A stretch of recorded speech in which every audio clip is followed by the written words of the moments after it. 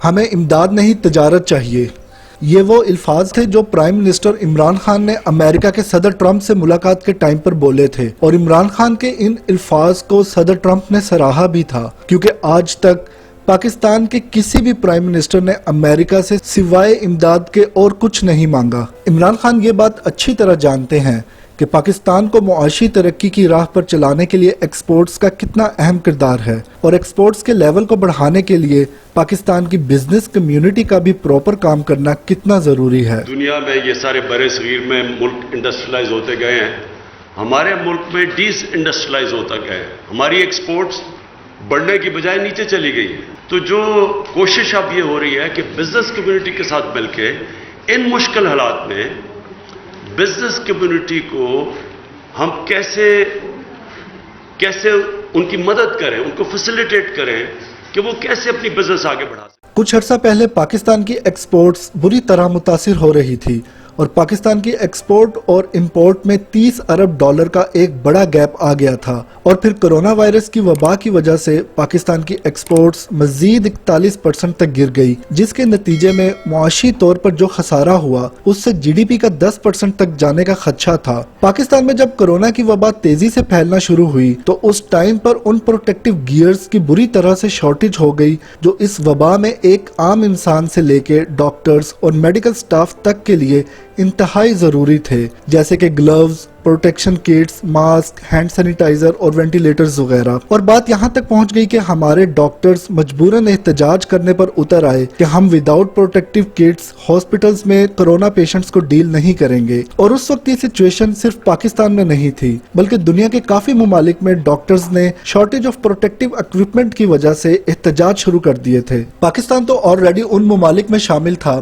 جو اپنے ملک کے آپریشن تھیٹرز میں یوز ہونے والے ڈس انفیکٹرز تک بھی دوسرے ممالک سے امپورٹ کرتے تھے، اور ان حالات میں جہاں ہر ملک کو اس کورونا کی وبا سے لڑنے کے لیے پروٹیکٹیو گیئرز کی اشد ضرورت تھی، وہاں صرف چائنا ایسا ملک تھا جو ان تمام چیزوں کی پروڈکشن کر رہا تھا، اور کورونا کی چائنا میں سپیڈ سے پھیلنے کی وجہ سے حالات ایسے ہو گئے کہ ان پروٹیکٹیو گیئرز کی چائنا میں بھی شارٹیج ہو گئی۔ اور اب کیونکہ چائنا کو اپنے خود کے ملک کے لیے بھی یہ پروٹیکٹیو گیئرز کی اشد ضرورت تھی، تو اوبویسلی چائنا نے پریورٹی خود کو ہی دینی تھی، جس کی وجہ سے پاکستان بھی بری طرح سے پھنس گیا تھا۔ انگلش کی ایک مشہور کہاوت ہے "necessity is the mother of invention". اسی کہاوت کو سچ ثابت کرتے ہوئے جب ضرورت پڑی تو پاکستان نے یہ سب ایکوپمنٹ خود سے تیار کرنے کا ارادہ کیا۔ 26 فروری یہ وہ ڈیٹ ہے جب کورونا کے پہلے 2 کیسز پاکستان میں ڈیٹیکٹ ہوئے تھے، اور اس وقت ہم پاکستان میں نہ تو اپنے ماسک بنا رہے تھے اور نہ ہی ہینڈ سینیٹائزرز۔ پھر مارچ کے پہلے ہفتے میں اسی حوالے سے پاکستان نے اپنی پروڈکشن سٹارٹ کرنے کا فیصلہ کیا، اور اپنی R&D آرگنائزیشنز کے ساتھ مل کے ایک کنکریٹ ایکشن پلان بھی ترتیب دیا۔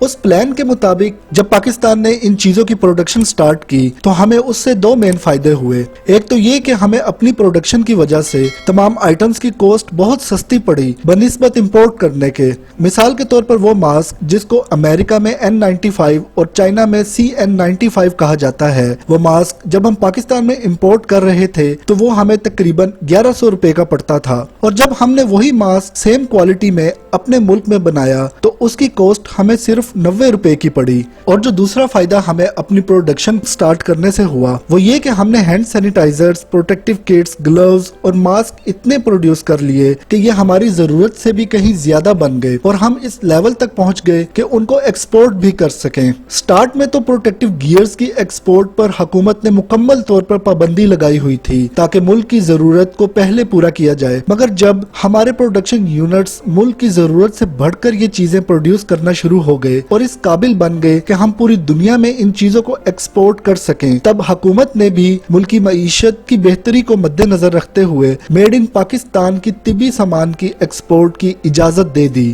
اور اس اجازت کے فوراً بعد پاکستان کو پہلا 10 لاکھ فیس ماسک کا آرڈر بھی مل گیا جو کہ ایک فرانسیسی کمپنی نے دیا ہے، اور یہ 10 لاکھ فیس ماسک پاکستان میں فیصل آباد کی 2 فیکٹریز میں تیار ہوں گے۔ ان کے ساتھ made in Pakistan hand sanitisers بھی ایکسپورٹ ہونے لگے ہیں۔ یہ وہ اچیومنٹس ہیں جو ان حالات میں پاکستان کی اکانومی کو بھی سٹیبلائز کرنے میں بہت اہم کردار ادا کریں گی۔ اس کے علاوہ پاکستان اپنے وینٹیلیٹرز کی پروڈکشن میں بھی کام کر رہا ہے اور ابھی تک 7 وینٹیلیٹرز کو بھی کمپلیٹ کر لیا گیا ہے جو کہ اس وقت لائسنسنگ اور ٹیسٹنگ فیز میں ہیں، اور ان وینٹیلیٹرز کی کاسٹ بھی امپورٹ شدہ وینٹیلیٹرز سے 3 گنا تک کم ہے، اور اسی وجہ سے پاکستان جلد ہی اپنی ضرورت کو پورا کرنے کے بعد ان وینٹیلیٹرز کو بھی ایکسپورٹ کرنے کے قابل ہو جائے گا۔ اگر آپ کو ہماری یہ ویڈیو پسند آئی ہو تو لائک کے بٹن پر کلک کرنا مت بھولیے گا۔ انفوٹینمنٹ ٹی وی چینل کو سبسکرائب کریں اور بیل آئیکن پر بھی لازماً کلک کریں تاکہ آپ کو ہماری باقی ویڈیوز بر وقت مل سکیں۔